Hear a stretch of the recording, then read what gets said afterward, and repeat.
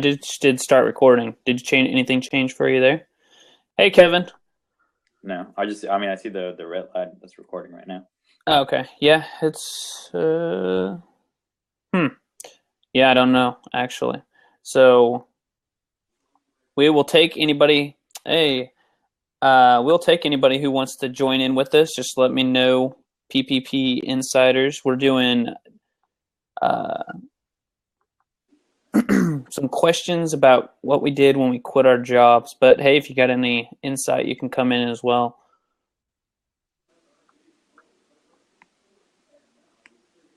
I go here. Mine's currently loading. Give you some pop-ups. Awesome. All right, 10 things I learned from quitting my job. All right. I think the first thing is definitely uh, not being in a structured system, trying to manage time. So learning time management is definitely something that I learned from quitting my job or getting better at. Yeah, that's funny because I was thinking about the exact same thing. Uh, it's kind of funny because whenever you're working a job at 9 to 5, you get into the grind of I have to wake up at this certain time in order to eat breakfast, do this, and get to the office or wherever I need to get to. You kind of get stuck in that rut. As soon as I quit my job, it was more of a okay, I'm gonna wake up at 8 o'clock. Obviously, we've been waking up earlier than that. Like working out, doing the stuff that we want to do, in order to fit our life into our business, not just work life and then everything else. Right. Yeah, it's a much harder transition than I thought it was going to be. I figured since, uh, so we started out, going to our 9 to 5s, or for you, it was like 9 to 9 or whatever your shift was, because you were working more of a restaurant retail style business. You were working long hours, and then we would make time for the business in between that time. So, I mean, your hours changed completely. I was working at 8 to 5, so I got up at 5 and was consistent every day that, hey, I'm going to be able to meet either at lunch or I'm going to be able to meet after work. For you, we had to change our schedule around depending on like what was going on that work week with what was going on with you. So time management, yeah, I think that's huge. Number two, I think that's tough. I would say I'm appreciating more the fact that what I'm doing matters. You Mm-hmm. know, when you're at a regular job, or when you're working for someone, uh, sometimes you end up in a place where, or a point where you don't even know if what you're doing really matters anymore to the company, or um, stuff like that. And when you're working, for yourself, by yourself, um, it's kind of like everything that you do matters. Mm-hmm. Everything you do uh, has to go towards a certain goal. And it's a lot to a point. Is a little bit more stressful because you have to make sure that all those things get done. Right. Yeah, it's like if the business isn't running well today, it's on us, it's on the business owner to do. Now Mm-hmm. we're in a small business right now, or a startup really, of a couple of people, so we don't have the resources to say, hey, if somebody wants us to run an ad last minute and it's a major client, we can't just tell them, oh no, we'll try to send it to somebody else. We have to figure out how to make it happen, which, that's a lot of pressure to make sure that the customer's happy. And then it gets back to that time management where you want to make sure that you're spending enough time with each one of your clients to keep them happy. But yeah, that's a very good point. Hi, Pino Ender. Pino That's on Ender? that. There you go. Is that your brother? Yeah. What's up, Ender? Nice. Is he just going to join? It looks like he's just going to join and not give us any props or anything. I did tell him about it last time whenever we were doing our last blab, so. Okay. Hey, we got an open seat, so if you want to jump in, you can. We're just talking about the 10 things what we've learned so far in our quitting our jobs, even though it's only been, September, October, like 3 or so months. Mm-hmm. Just to give you a recap, Andres, we got time management and what we're doing matters. So, all right. Moving on to number 3 here.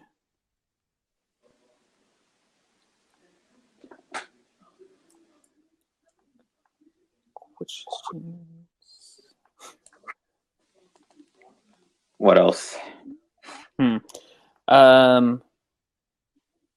things I learned from quitting my job. That, I mean, I'm not in it for the money necessarily. I'm more in it for the freedom and like giving back for a small business. But you do realize that, if you want to make more money, it's up to you, and the possibilities are endless, at least for what we want to do. So definitely learned that I can make more money by myself than I can working for a company. If I put in the effort, that gets back to the aspect of managing your time as well as making sure you're providing value to your customers. But if you do that time and time again, you can make as much money as you want. Right. Yeah, to some extent, if you're working for someone, you could end up in a position where you can work so hard, to get this promotion, to get more money, but that doesn't mean necessarily you're going to get it. Now, if you work that same amount, of effort that you put in, on your job, and you do it on yourself or your own company, obviously you're going to see that result, that money, that, going up and higher. Right. The harder you work, the more money you could make. Whereas in a company, like, it didn't matter what I did. If I made $15,000 a year, they would give me a ton more stuff to do for that $15,000 a year. And it doesn't matter how much I do for them. If I get a raise, they're going to give me 1/100th of what they're actually making. Maybe I'm selfish and want a bigger piece of the pie, but I feel like I work harder because of that. I mean, that just may be our mindsets of how we work, but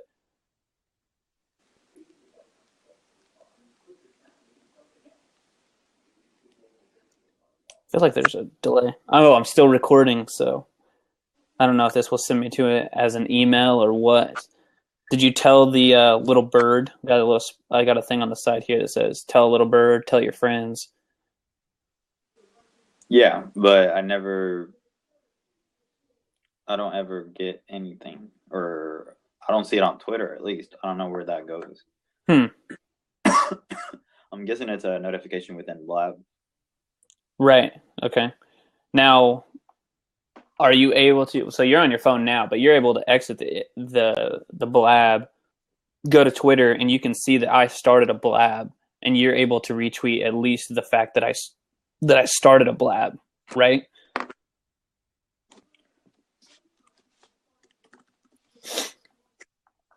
I'll move on to the number 4. Let me type this out. So, see the results.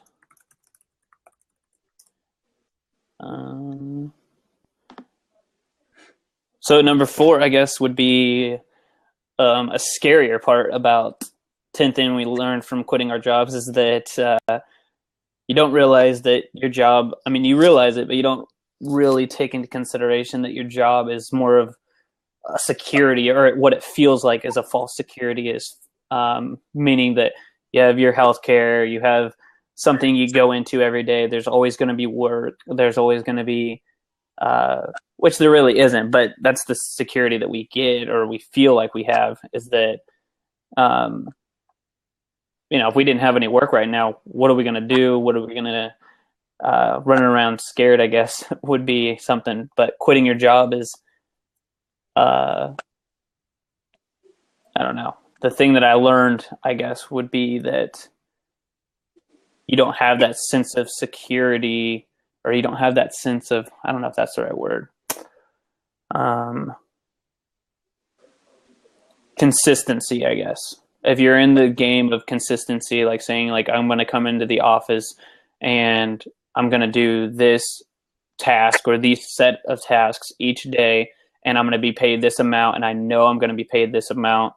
That's what you will not get, at least right now, starting out with a business. So like quitting that, you don't realize what all you're losing. I don't know if that makes sense or not, but kind of ramble. A little bit. I was still trying to figure out the Twitter thing. I didn't see any tweet or anything on your Twitter. What the heck? So.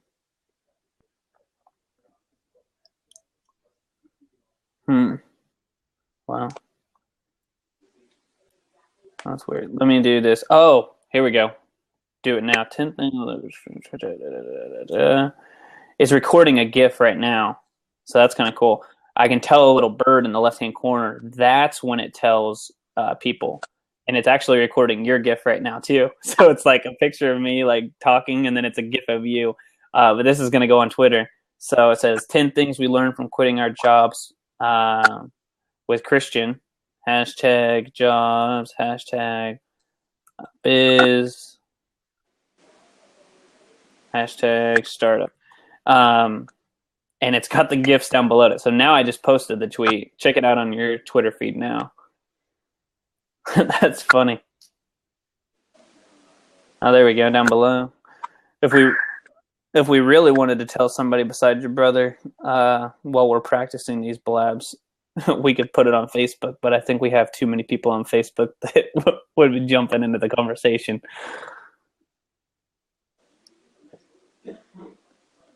Wait, so did you post that tweet? Yeah. Mm-hmm.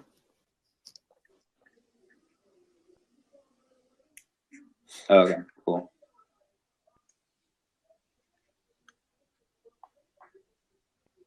Oh, nice. So create a GIF. Okay, nice. I like it. Yeah. Yours is okay. Mine looks weird because I was looking down at it as it was saying like creating GIF. I was like, oh, what GIF is going on down there? But yours is kind of like, yeah, this is an interesting type of conversation. So I'm moving my hands and sounding all sophisticated. All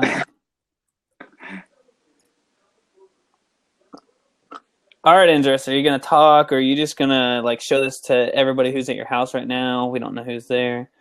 Hey, Scott. Maybe Scott will just get in on the conversation. We're talking about things that we learned from quitting our business or quitting our jobs. We started a business. Let me check out that tweet. Oh, that's cool. That's a sweet GIF. Oh, that's kind of cool. We were admiring the gift capabilities with Blab that posts to Twitter. All right. We are on number 4. So what is another thing that you learned from quitting your job? We're in different situations, so I guess we could relate in some things, but I would say like the ability to meet remotely like this on a consistent basis. I didn't think that was possible until we actually, we quit our jobs, and it's been more, because you're in Texas and I'm in Oklahoma, so it's something that obviously, I didn't think it was possible. Right. You're able to work there. I'm able to work here. I mean, for the most part, when we're doing day-to-day tasks, it functionality purposes is able to happen. Obviously, long-term, we wouldn't be able to do something like this. We can't keep working out of our homes and being afar. But yeah, it gives us the flexibility that if, currently you're not able to be down in Texas, we can still get work done because we have clients to adhere to. Nice. We got one. Whoever gave us the props, thank you.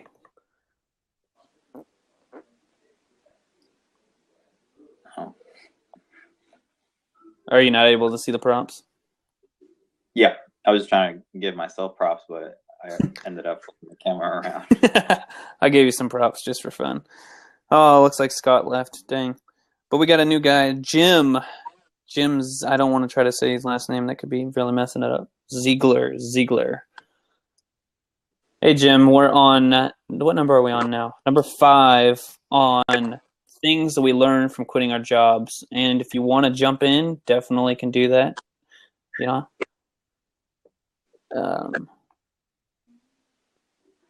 So, number 5. What would learn? So much harder now that we're... Would be do what? Another thing. Hey, Jim's going to come jump in. I'm going to let Jim jump in. Okay, what was number 5, though? What you're saying? Hey, Jim. Hey, guys. How you doing? Good. How are you? Yeah, quit my job a long time ago. Okay. Yeah. And became a millionaire within 5 years. Okay. Yeah, that would not be bad. Yeah, not bad at all. You know, it's kind of cool. You know, just you gotta take the shot. You know, if you don't follow your dreams, you're not going to get there. That's what we're trying to do. You know, I got underwear both older than both of you. You know? Probably. Yeah, absolutely. Wearing it right now. But nice. But I drove into Atlanta in 1982 and my mattress was tied to the roof of an old beat up car, and I became a car salesman. And I got to be kind of famous, and I did really well in that industry. And then by 1986, I'd gotten married and I'd made a lot of money, and they wanted to change that pay plan. So I just walked out one day and quit my job and started my own company. Wow. Yeah, that is gutsy. Yeah. I mean, just, you know, when you're making $200,000 a year in 1986 and you just all of a sudden quit, and then you go out and start your own deal, you know, there's the guts of it. So I just got in on this blab. I don't know what you're really talking about, but I saw the subject and I said, man, that's fascinating. That's me. Yeah. So what's your business now? Do you still have your business, or? Oh yeah, shit yeah. I do conferences. I'm 68 years old. You know, and I do conferences. My website's and I'm not trying to sell anything here because it's very industry specific. But internetbattleplan.com, you know, you can look at what we're doing. And you know, my wife and I are netting $1 million a year just out of our basement because I quit my job 25 years ago. I mean, so our conversation is just like, we quit our jobs about 3 months ago to start a marketing company. And there you go. You're starting an entrepreneurial enterprise. You're doing your own thing. How's it going? It's going well. I mean, we have clients, we have work, but the balance of trying to figure out our own website and our own logo, as well as, since we are a marketing company, keeping our clients happy. That's been the biggest, I wouldn't say problem, but the biggest challenge. So we've been meeting with mentors to try to figure it out, but it's been fun. It's a lot more fun than where are you working finding your clients? Where are you looking? Right now, we're actually just getting it word of mouth. We're not even using our marketing. We're just by referral basis, and it's growing fast enough by just referrals that way. We don't have a website or anything. So, what avenues of marketing are you using? Are you using traditional, internet? What are you doing? we're mainly internet. We call ourselves more of an inbound marketers and web designers. So we design websites for small business and then funnel people through inbound marketing, or if they want those services once we design their website. That's phenomenal. You know, like I say, you got to go for it. There's so many people don't ever, you know, they're waiting to get ready, and they never ever go for it. You guys are far and above. what most people ever try. Well, thank you.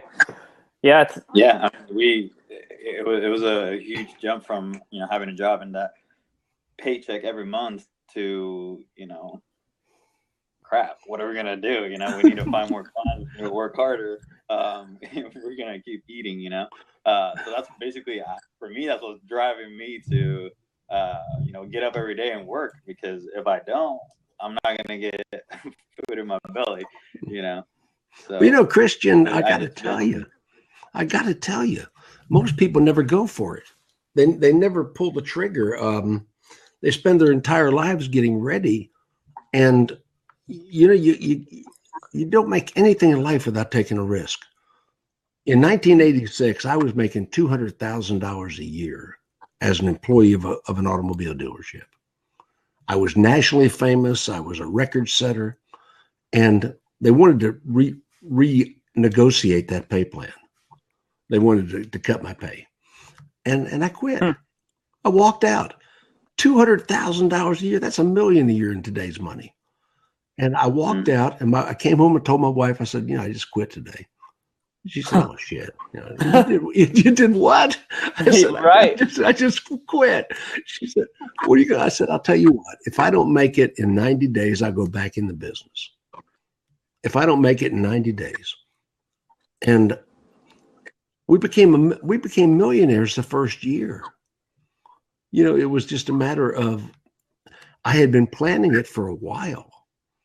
And you can Google me up. I mean, there's a lot of frauds on the internet. You can Google me up. I come up like 4.5 million times.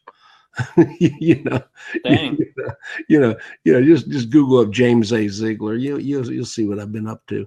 And I just admire you guys, because so many people your generation are laying around on mom's pull-out sofa in the basement playing Xbox.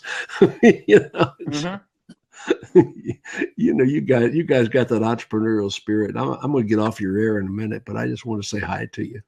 No, thanks for coming on. Hey, you're technically our first guest. We started doing so we do this every day just for our business to keep our brains going, keeping ideas flowing as far as what we're doing, and thought about turning them into a blog post. And then we're like, well, let's try it on Blab.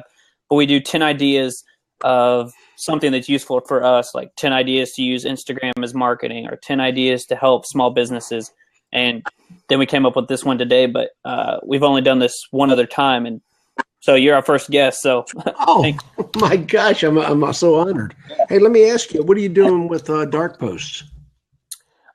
We are not actually doing anything with Dark Posts, because I didn't, from last that I knew, they weren't allowing, or they're not doing it as much anymore, if it's even still around. Are you talking about Facebook Dark Posts, correct? Yeah, I sure am. The last that I knew, it's still around. I don't know if anybody's outlawed it, but we were going to look into that. But the last we heard from a guy that I follow, Gary, he didn't know if they were still even, what was going on with them. And when we were getting into them, we didn't really even know where to look to find them or what was going on. It was like page manager, ads manager, power editor, and then as far as Dark Posts, we never went into those. But I know the concept. It's an awesome concept if it's still around. Well, I'm in the automobile industry, and we're selling a lot of cars with Dark Posts. I mean, it's still very much alive and working. Huh. Social media is probably, my God, I got 100,000 friends and followers on social media, and I'm leveraging all of that on all the channels. We got them all interconnected. It's my Facebook page is pulling in 35,000 a month. Right. Yeah. If you're targeting and then retargeting those people correctly, it's a huge. You can make a lot of money off of it. But yeah, we'll look back into the Dark Posts. We've just been sending people to the website and then retargeting those people who have, made a decision or who are. Are you doing video pre-rolls, or are you doing regular retargeting? Just regular retargeting right now. We were actually talking about it, an hour ago, about doing videos.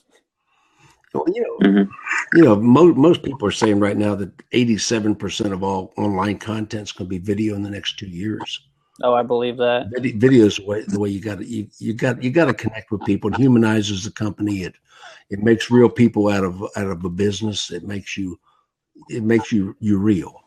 Mm-hmm. You know, when I'm teaching marketing, I talk about, you know, the video is, and it's not got to be professionally produced video. It's got to be raw video. It's got to be home movies.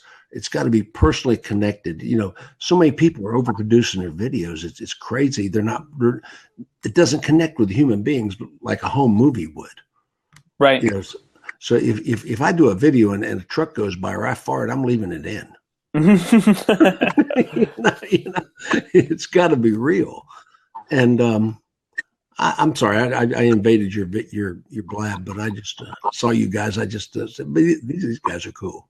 No, hey, like I said, you're our first guest, so this is exciting for us. We're like, I mean, I saw Blab probably a couple months ago when it first launched, and I just thought it was an awesome idea, but didn't know what to do except for I wouldn't want to be getting on there and just be like, hey, who's out here? So now, right, exactly. So now it's kind of nice to have a little bit of structure to what we're doing, and then people come on like you. This is a great way to connect with people and entertain and inform. This is going to grow. This is better than Periscope. It's better than Meerkat. It's better than Google Plus. It's better than Skype. This is gonna launch, and I've done 3 blabs so far with friends of mine, and we've gotten like 800 views already on each of them when I put them on YouTube. Oh yeah, right, because you can record the conversations. Yeah, you're recording now, I see. Yes, I am. And then you got to promote that in advance and after the fact. But we're having great successes, and we're making money on it. You know, it's cool. Yeah, I really like it. It's good. I mean, you could be, I don't know where you're located, but we're in Atlanta, Georgia. Oh, okay. So yeah, you're down in Georgia. I'm in Texas. My partner's in Oklahoma, and we're, talking about Where's business. the hat? Do what? Christian, where's the hat? You got they got the boots and the pointy shit on your shirt. Big belt buckle. Yeah, no. Where are you in Oklahoma, big guy? I'm in Tulsa, Oklahoma. Been there.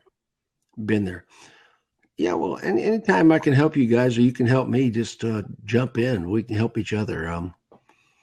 But I saw you guys on here, and it just enthused me to see young guys like you that are entrepreneurial and trying to get out there.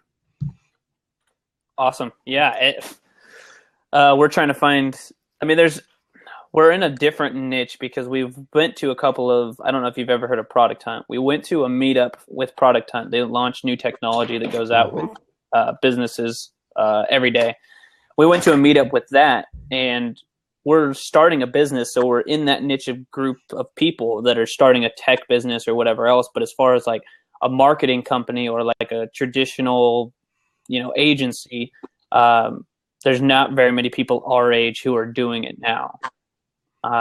So that, yeah, we're trying to connect with anybody. It doesn't matter about the age, I guess, but just connecting with other people who are even at least interested in our industry. Yeah, well, are you making money? Yeah. Mm-hmm. Enough to survive anyway. That's the point, I was real fortunate. I got a contract with Ford Motor Company my first year, but I was already famous in my industry. You can be I'm what I call a niche celebrity, if that makes sense to you. Yeah. Yeah, in the automobile industry, I sign autographs and sell bobbleheads myself, but I got my own bobblehead. That's awesome. Yeah, but when I'm out in public, nobody knows who I am. It's not like I'm a movie star. It's just I'm a star in one industry. But the alpha dog, we play that alpha dog thing up. But I am just so enamored. I wish I was you. Oh, I wish I had all those years to play it over again, because you guys are going to make it. You're going to do well.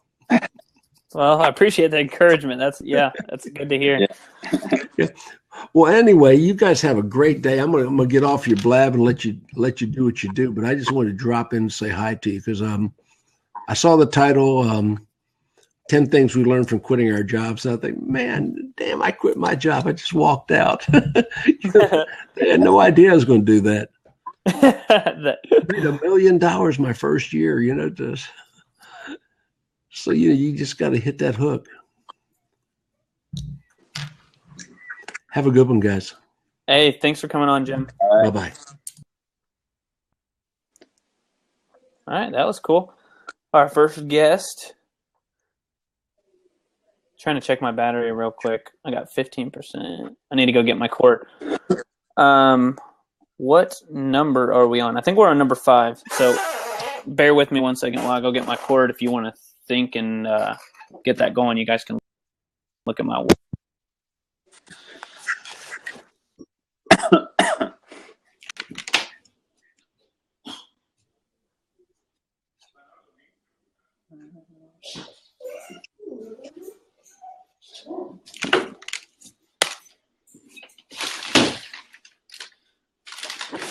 I'm back.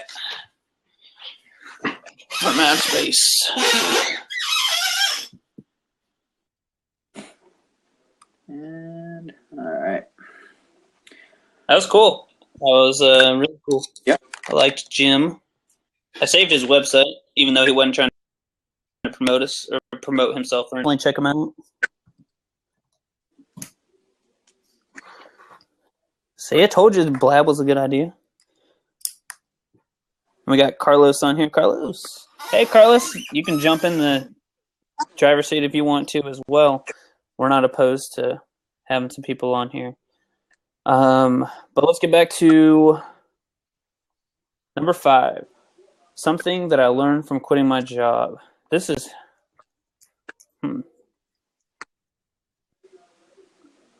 It's harder than I thought. Yeah, much harder. Thinking about this idea. Right. Yeah. Especially because, by the way, we don't know the whole 10 reasons, why we quit our job. Or not the reasons why we quit our job, but what we learned. What we learned. Because we're so new into it. We're brainstorming as we go. Something that I learned. Yeah, I don't know if we should do the, hey guys, bad video connection here, so I'm only on the sidelines, but thank you. Dang. So, no problem. Thanks for joining us. I don't know if you can hear me or not, but appreciate it. Okay, cool. Pinot PR. Man, yeah, it's a lot tougher than I was thinking. 10 things to learn from quitting our jobs. I would say work with a partner or work with someone early on, right after you quit your job. I know that's what we've been doing since even before we quit our jobs. We've been working together for a while now, so I think that's maybe something crucial, unless you're a awesome self-starter, self-motivated person that can, do a little bit of everything at once. Hey, Jordan. Hi, Travis.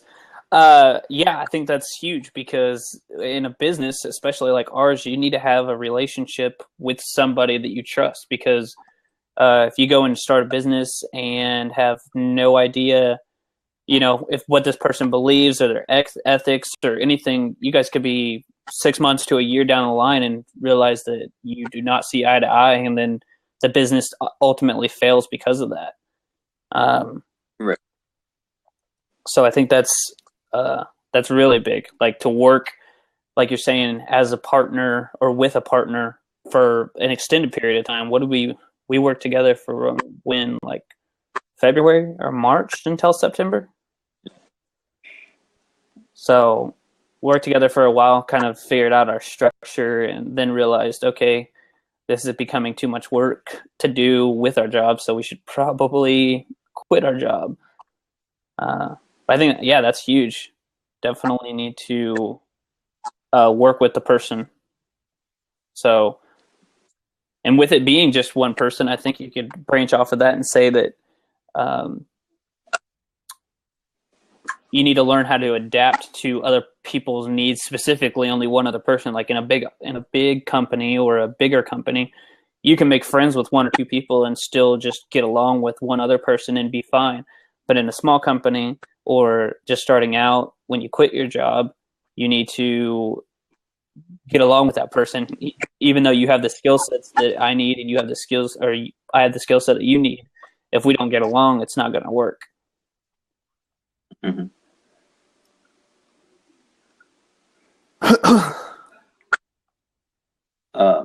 Number 7 also kind of goes with having a partner, but I guess not being afraid of asking for help when you need it.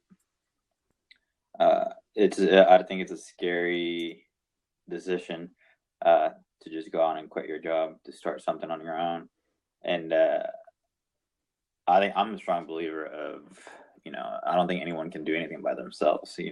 At some point they're going to need help from someone in one way or another, and it's just, having the the ability to say, like, I need help. Can you give an example? I'm trying to think of what you're saying. Like, you're saying, like, with financially, or you mean like with the business? Anything, yeah. Yeah, so business related. It could be, anything.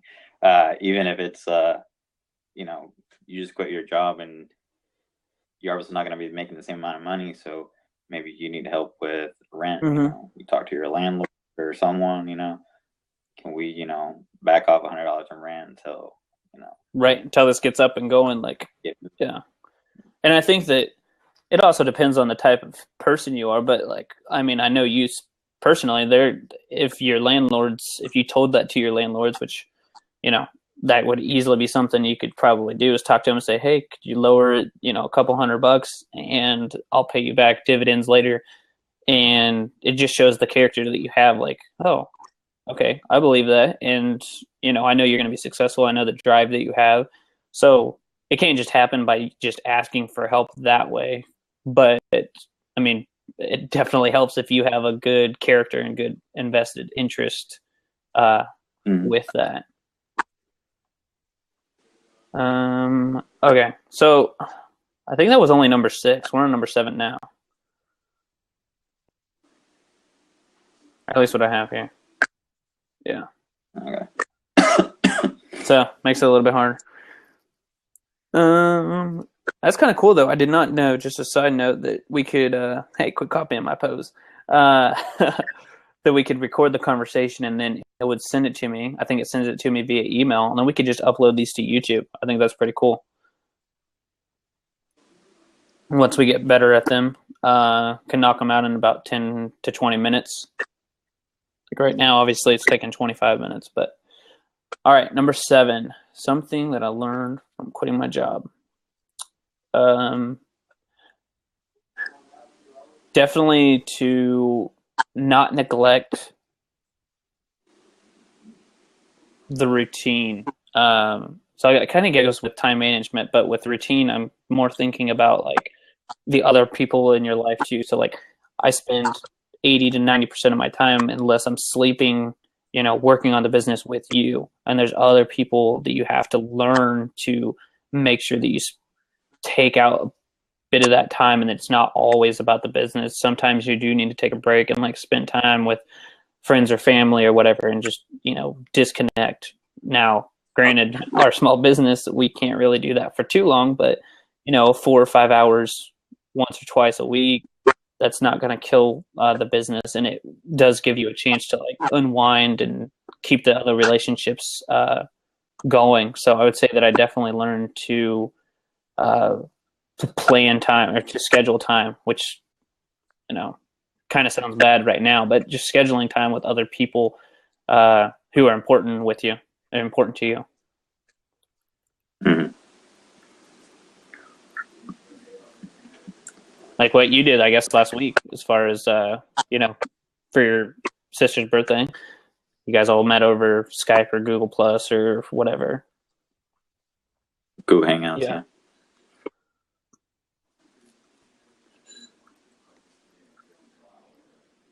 I guess another thing was figuring out health insurance. Oh yeah. I think you were covered by your parents, right? Yeah, I'm covered by my parents until, so I'm 25, and I think you get a 6-month grace period. I don't know if I'm making that up or if I've heard that. I would say, so basically until July or August, I'll have to figure out health insurance, but I'm on my parents for it now. Pino PR said, asking for help and learning to delegate go hand in hand. Yeah, absolutely. Asking for help and learning. Yeah, I was going to say, we're trying to figure out delegating right now, actually. I mean,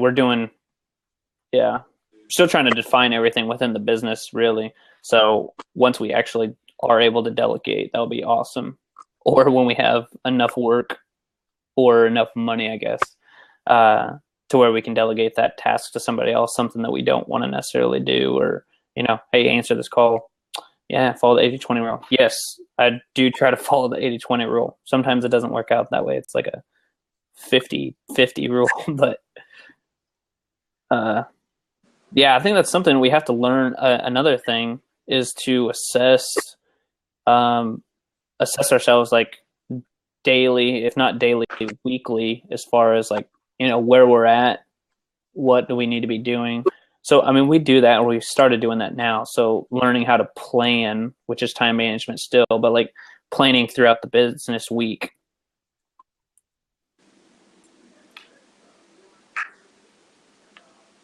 What's the comment down there? Can you read the comment for me? I'm trying to type the... 20% of your time must produce 80% of your revenue. Delegate the 80% of those activities that produce 20%. Right. Okay. Sorry, I didn't mean to cut you off on number 8. So health insurance, what did you learn with health insurance? Because I'm not there yet, but I'm probably going to have to ask you in about 6 months.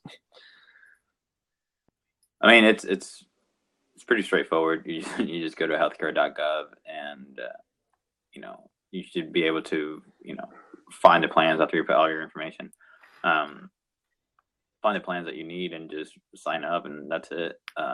The health insurance provider, they usually contact you by email to make that first payment, and that's it.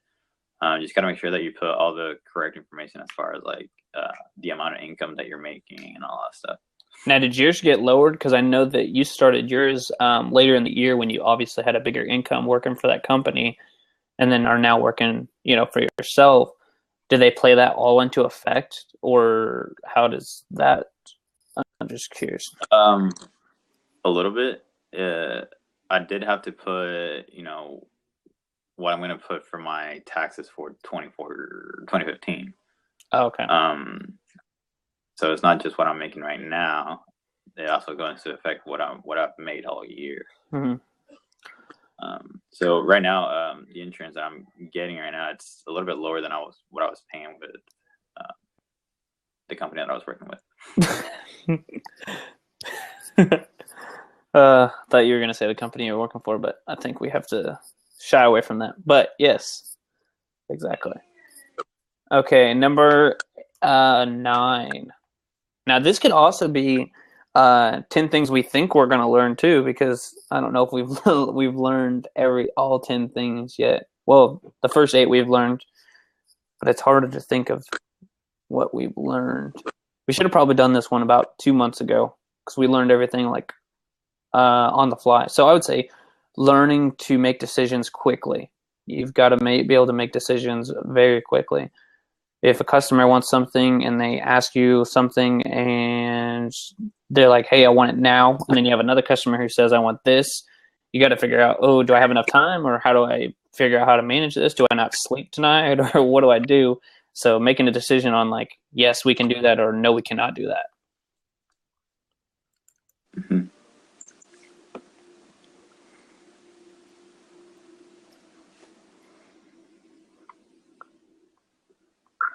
Okay. Vango. Hey, Vango. Nice to see another person on here. Hey, we have open seats here. We're actually on number 10. Yes, got a comment here. I'm Pino PR. We're on number 10, trying to think of. So we're brainstorming ideas that we've learned from quitting our jobs, and we've recently quit our jobs in the last 3 months. So, if you got any insight or just want to jump on and talk, you can jump in. We don't have a locked seat; these are open doors.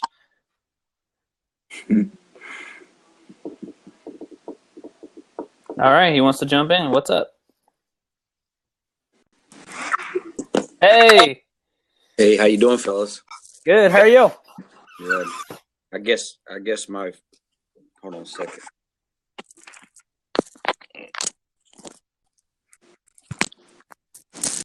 There you go. You hear me? Yeah. Yep. Okay, good. I guess my first question to you guys is why did you quit your job? I just saw the title there. What caused that to happen? All right. I'll let Christian answer his first. I think we have different reasons. Maybe the same. I don't know.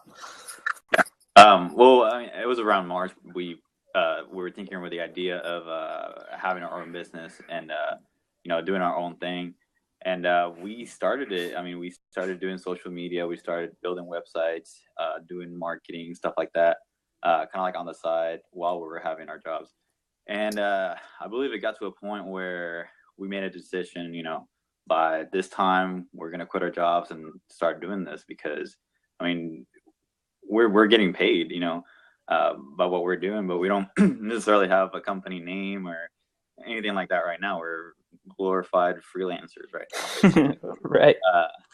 So that's basically what made us quit our jobs is the amount of work that we were having. I mean, I was working in fast food, so I was working 9 a.m. till 10 p.m. and then coming home and doing more work, Right. and it was draining. Yeah, so you guys work together, you collaborate. Is that what you're saying? Yeah, we Yeah. So we started our company together. We're actually not incorporating until January, but Okay. that's what it started out as, just social media, moved into a marketing company. And I think the main reason I quit my job was because now looking back at it, I wish I would have realized it sooner, but I've always had little businesses or little ideas of like, hey, I can make some money doing this, or the harder I work, the more money I can make, basically.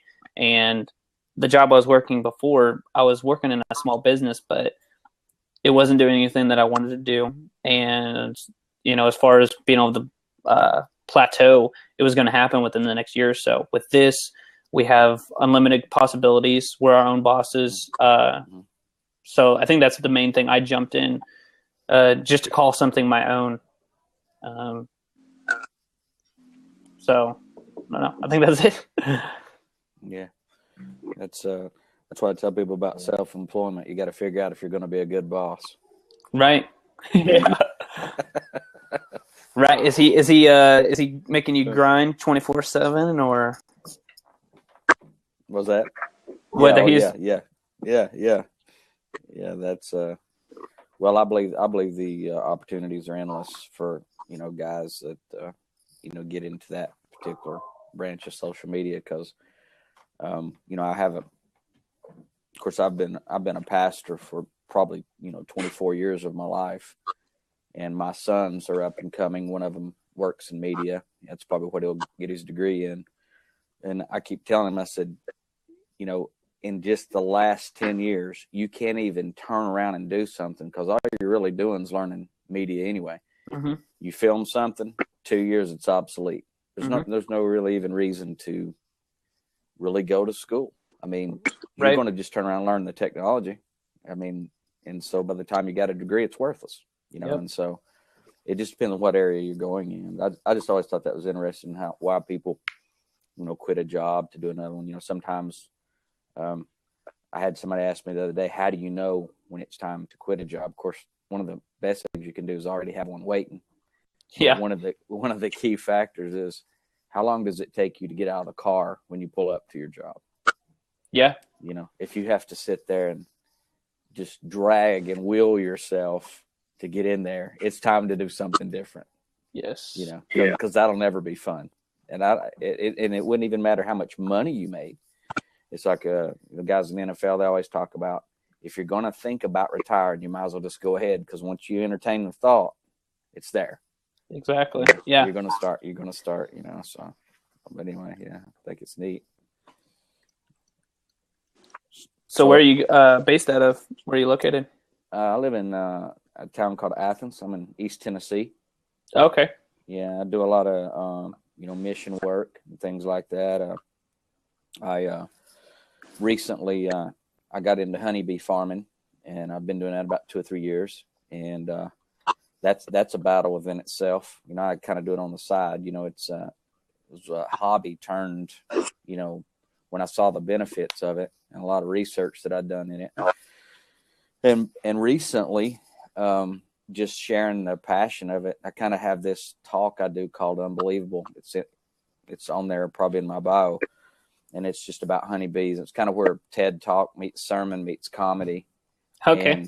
And ironically enough, where I'm doing it more than anywhere, I do it at churches, of course, but in schools, but it's in prison. And I share this with people. I don't know if you guys can see this real good, but put it there. We go. Yeah. Yeah. So it's a bookmark is what it is. And I've always told people, even in preaching, people are only going to get about 3 things. If you think somebody's going to sit there and listen to 10 different things you said, they don't.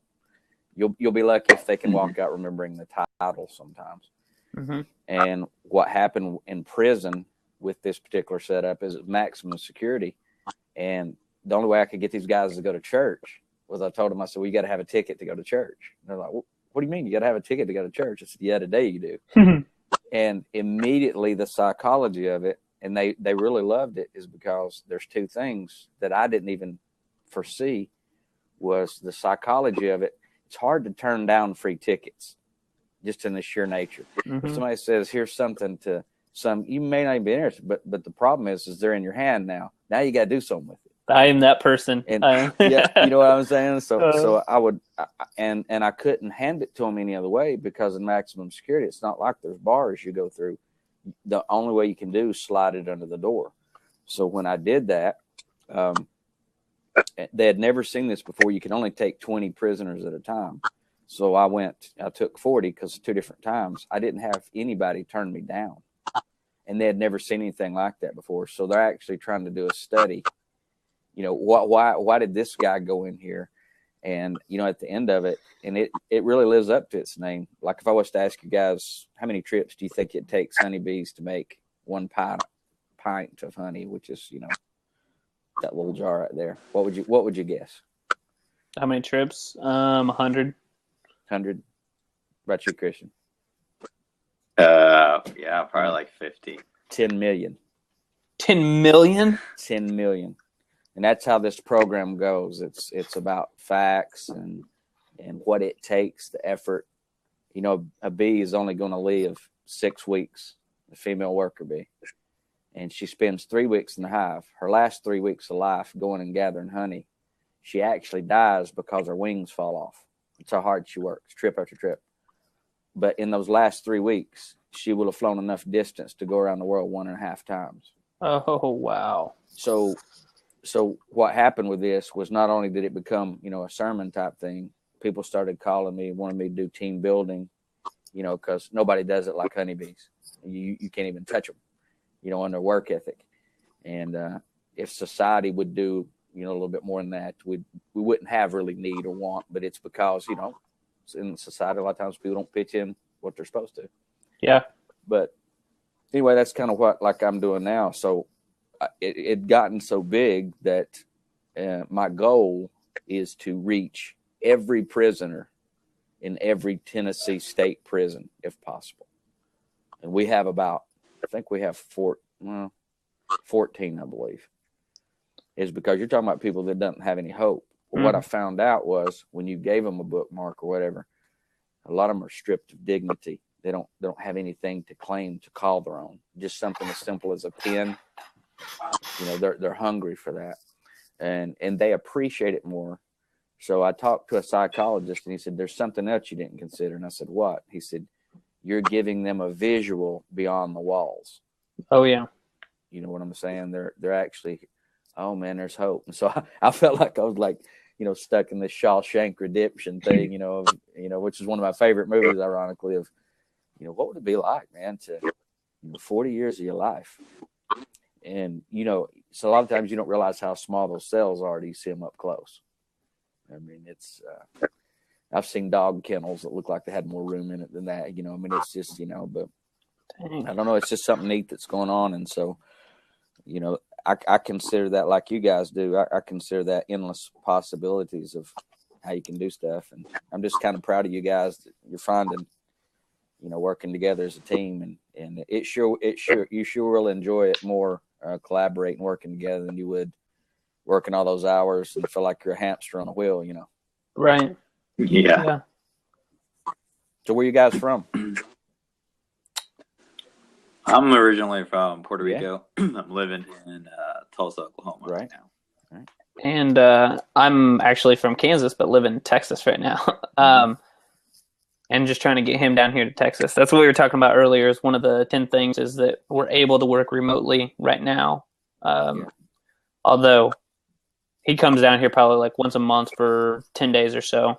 And then, long term, he's going to eventually move here because this is where we're going to have the company. But it's just kind of cool that we're able to work remotely. Yeah. Now, where in Texas did you say? I'm in the Dallas area, suburb just east out of Dallas. I got you. Actually, my in-laws are up here visiting. She lives in Forney. You know where that's at? Oh, yeah. That's where they're from. Okay. That's like 15 minutes away from here. Yeah. I mean, I'll probably might run into you sometime when we go to visit. We've not been there to visit yet. So, yeah. Cool. I would, how close are you to, so I don't have a very good idea as far as where things are at in Tennessee, but where are you at too? I know where Brentwood is and like that area. So in Nashville, where are you at? Nashville, I'm 150 miles away from Nashville. Okay. If you've ever heard of the town called Chattanooga. Oh yeah. Mm-hmm. Chattanooga and Knoxville. I'm actually right between both. Right 50 miles, left 50 miles, and I'm either one of those. So we're right in between those. Okay. In 20 minutes, I'm in North Carolina. Or not, be about 30 minutes. I can be in North Carolina, so we're right there on the. Yep, that's where. And it's hard, when my in-laws moved to Dallas. You sure do miss the mountains. Right, and you guys got lakes there too. So you got mountains on one side and lakes on the other. Yeah, it's really the only place I've ever traveled that I would actually leave Tennessee to move to would be Nova Scotia, probably. And that's what Tennessee would be if it had an ocean around it. Mm-hmm.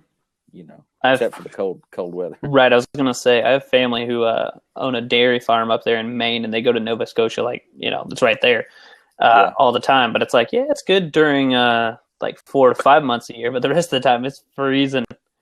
Yeah. Hey, Christian, what's life like in Puerto Rico? What was it like? It was hot, warm, and sunny. It's crazy moving to the middle of the United States because, in Puerto Rico, the farthest you had to drive to be on the beach would be like 2, maybe 3 hours. That's, from one side of the island to the other. Right. Living in Oklahoma, and I lived in Kansas too. You're landlocked in the middle of, the United States, basically. It was a huge transition doing that, and I did it my senior year in high school too, so it was not easy at all. Oh wow!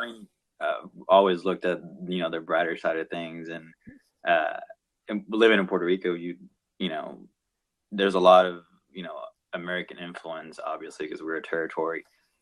So we get always watching all these shows and how the high school is and all this stuff, and Puerto Rico high school is really different, and we don't play football or anything like that.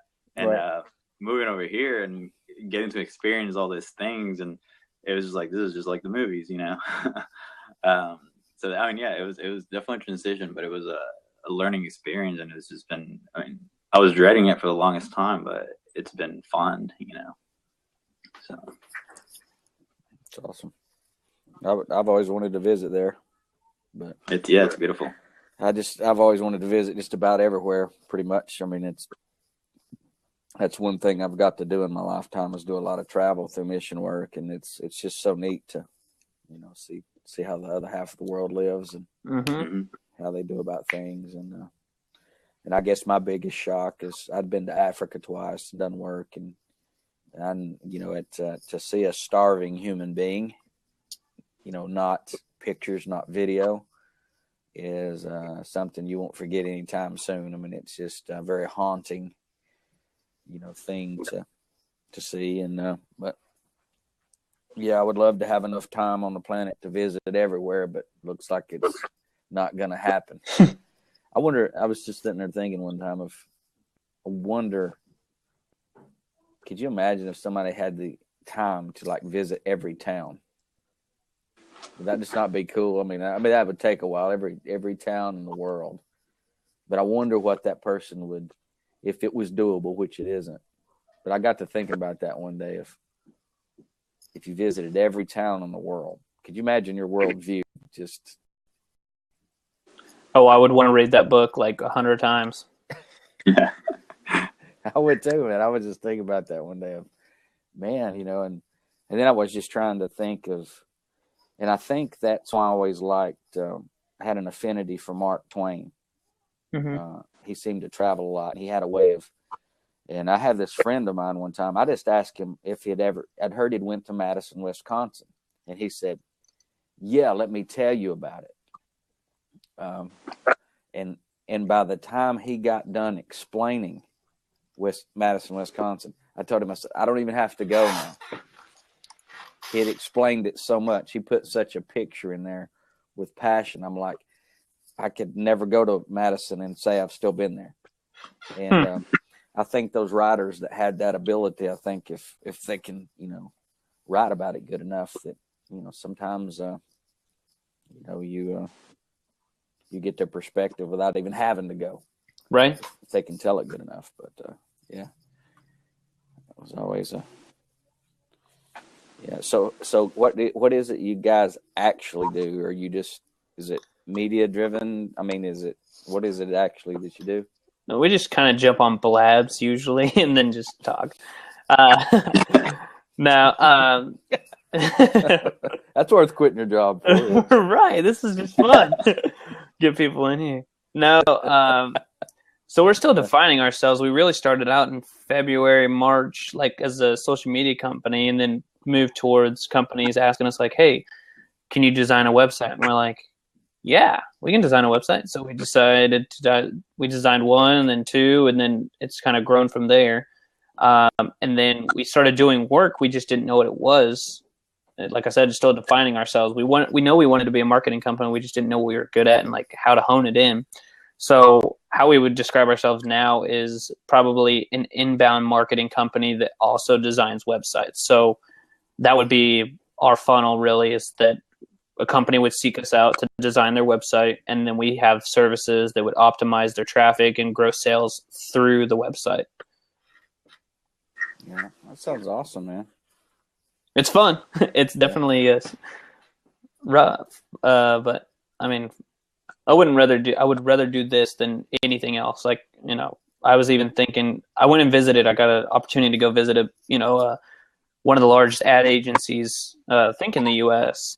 And I would very much admire the guy, and I don't even think I would take that job, depending on the salary, over this, just because it is such a cool opportunity and where we're gonna go. Yeah. So maybe you can help us out with one of our questions. We're on number 10 right now. So things we learned from quitting our job. So maybe you haven't quit your job per se, but you seem to be pretty independent or like able to control a lot of what you do on your own. Am I right? Kind of? To a point. I worked bivocationally for nearly, I guess for nearly almost 20 years. I worked in a factory for 10, and then I worked in banking for 10.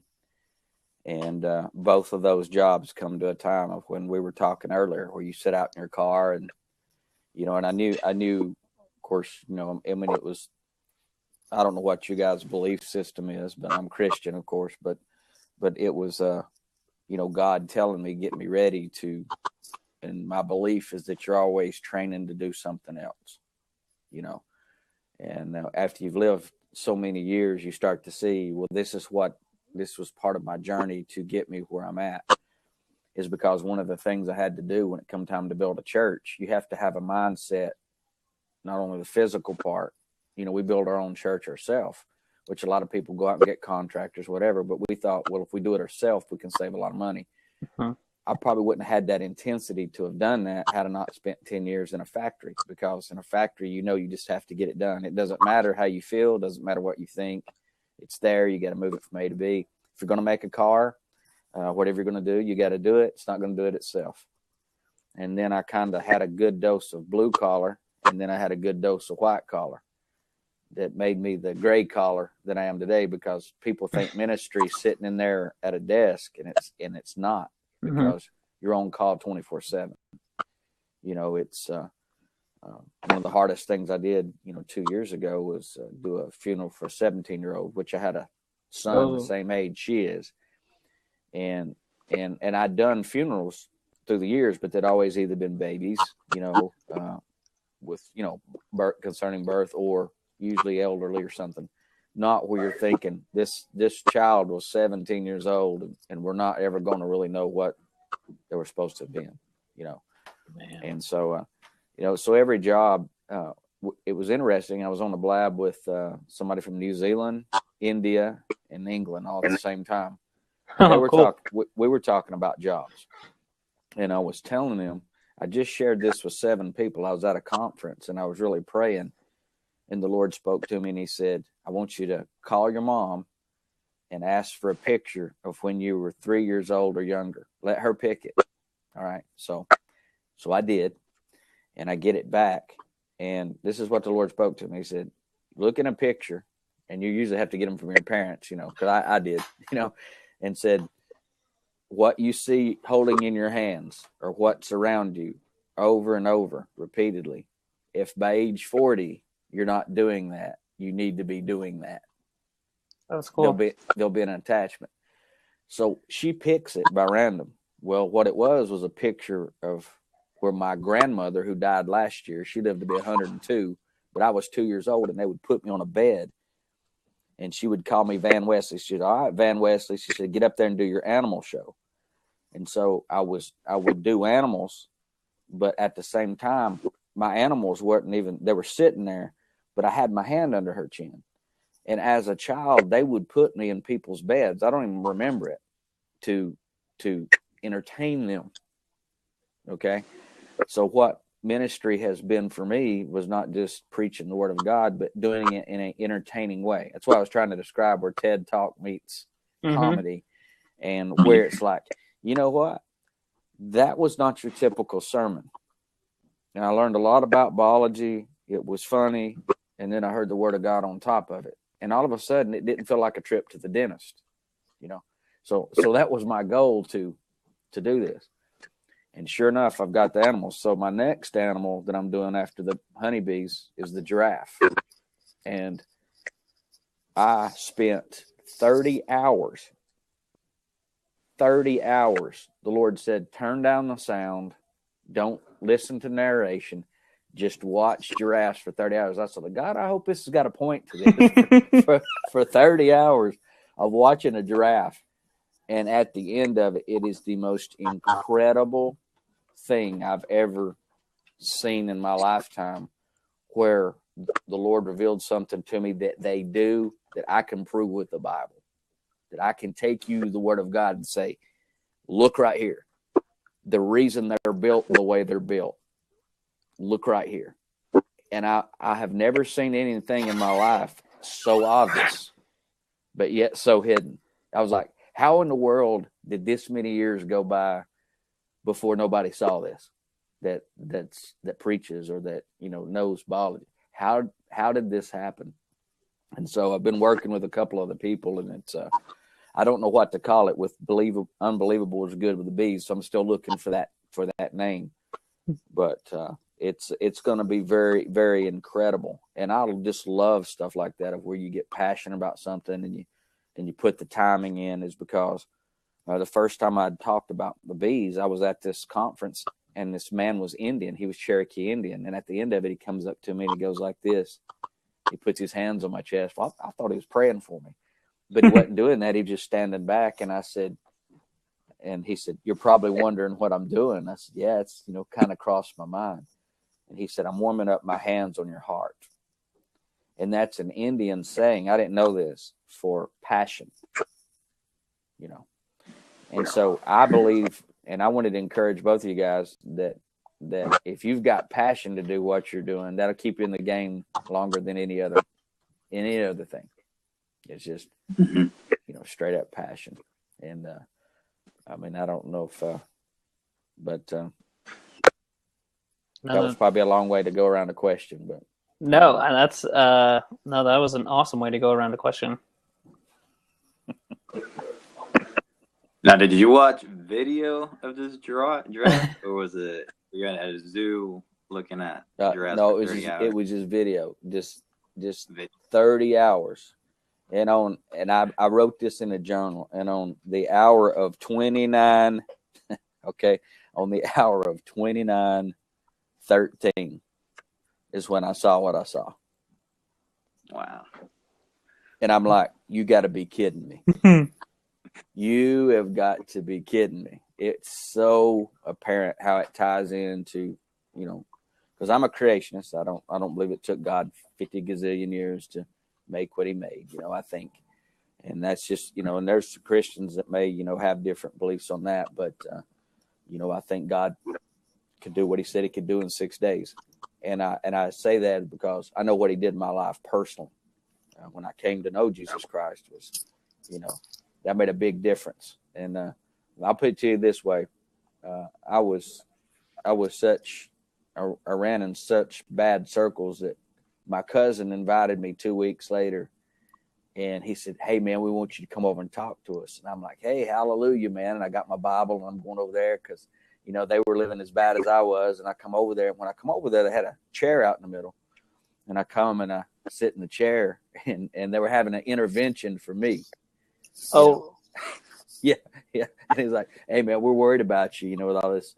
We feel like you went off the deep end." I said, "Well, guys, you don't have to worry about the deep end. It's that shallow one that's going to get you, especially in a swimming pool." But, and it just, it was just how God had worked. And so I just have this driving passion to know and make sure that everybody's okay spiritually, on their belief system. And I don't know, I just, that's my calling, and I don't even look at that as a job. I can't look at this one as a job, but that's what you have to be called to.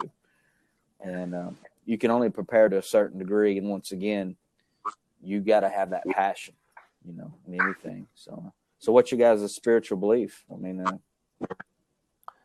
I'm a Christian, actually. So I go to a Bible church here in Carrollton, Texas. Awesome. Yeah, there are a lot of churches in Texas. Yeah, there is. You can't. You can hit 5 of them just going down the street. Yeah. Where's you, Christian? Living up to your name? Are you living up to your name? Yeah. Basically. Yeah. I grew up Catholic. I haven't been, and I think, Aaron and I, we've talked about this actually. I haven't been, as active, with, church or all that stuff as I should be. But it's something that I'm working on, I think it's just a stage or a phase. I don't know. Yeah. Well, one thing about it, I've told people this for years. I like to think a lot of my faith comes down to me working on it, but it's really something working on me. Mm. And that right there has been a defining thing for me. Is regardless, everybody I know is a work in progress. So yeah, man, that's awesome. That is awesome. Well, guys, thanks for having me. Thanks for coming on. Appreciate it. Man, I'll look you up next time. I'll lock you guys in, and maybe next time you'll have a big story of how you've, become a CEO and started your own company, Fortune 500, maybe. So on the way. But so the premise behind this whole thing is that each day we do this anyway to just keep our brains generating thoughts and ideas. So we do 10 things for a specific occurrence. So what we learned from quitting our jobs, and other ones have been 10 things small businesses can use Instagram for, or etc. So now we've started turning them into a blab, this being our second one. So yeah, definitely jump on here. We're going to try to do it a couple of times per week, at least when we do our own 10 things, and just jump on here. And we're not, they're not pre-recorded, or they're not thought up. They're literally, we're on here talking and figuring out the 10 of them as we go. So definitely jump on. We'd love to talk to you again. It was fun. Yeah. Well, I appreciate it, guys. For sure. Thank you. Have a good one. All right.